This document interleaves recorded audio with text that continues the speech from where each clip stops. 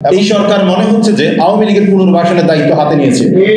আওয়ামীপন্থী এই সব দোষরদেরকে অপসারণে কারা বাধা দিচ্ছে, বাংলাদেশের জনগণ সেটা জানতে চায়। এবং আপনি দেখেন মুজিব শতবর্ষ উদযাপন কমিটির সদস্য সচিব, দেখেন প্রধান সমন্বয়ক কারাগারে সহকারী কর্মকর্তা এখন সচিব।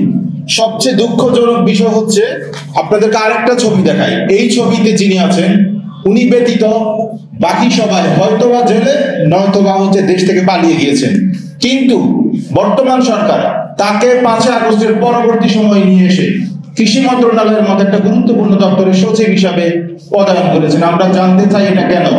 বাংলাদেশে কি বিগত 16 বছর আমরা দেখেছি অসংখ্য কর্মকর্তা যারা বিভিন্নভাবে নির্যাতনের শিকার হয়েছে, আপনারা কি তাদেরকে সুযোগ দিতে পারতেন না? কেন এইসব আওয়ামীপন্থী লোকদেরকে আপনারা বসিয়ে রেখেছেন? দেশ রূপান্তর একটা নিউজ করেছে, সেটা হচ্ছে দপ্তর জুড়ে অস্থিরতা জিয়ে রেখেছেন আওয়ামীপন্থী সচিব। আমাদের উপদেষ্টারা কি এটা চোখে দেখে না?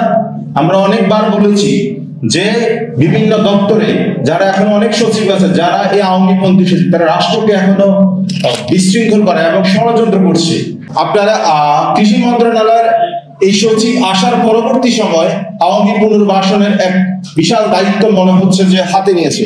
4 তারিখে ছাত্র আন্দোলনের বিপক্ষে যারা শেখ হাসিনাতে আস্থা, এই কথা বলে ফার্মগেট খামার বাড়িতে যারা রাজপথে সক্রিয় ছিল, বর্তমানে এই সচিব 5 তারিখের পরে এসে তাদেরকে গুরুত্বপূর্ণ পদে বসিয়েছে।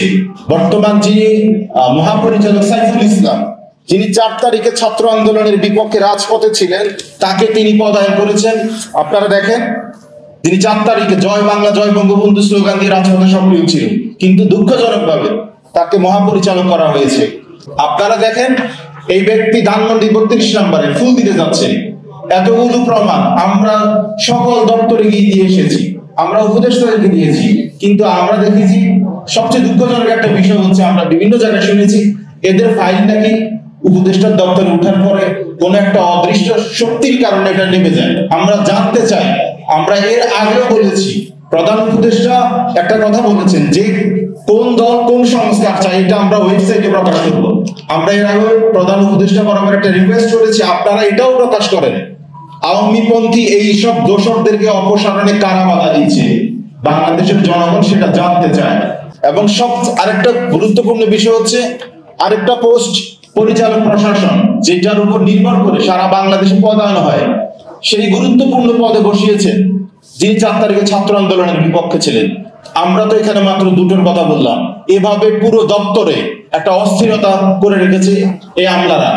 আমরা উপদেষ্টা বরাবর জানতে চাই, আপনারা কেন এখন পর্যন্ত এইসব সচিবদের আমলাদেরকে কেন অপসারণ করেন না?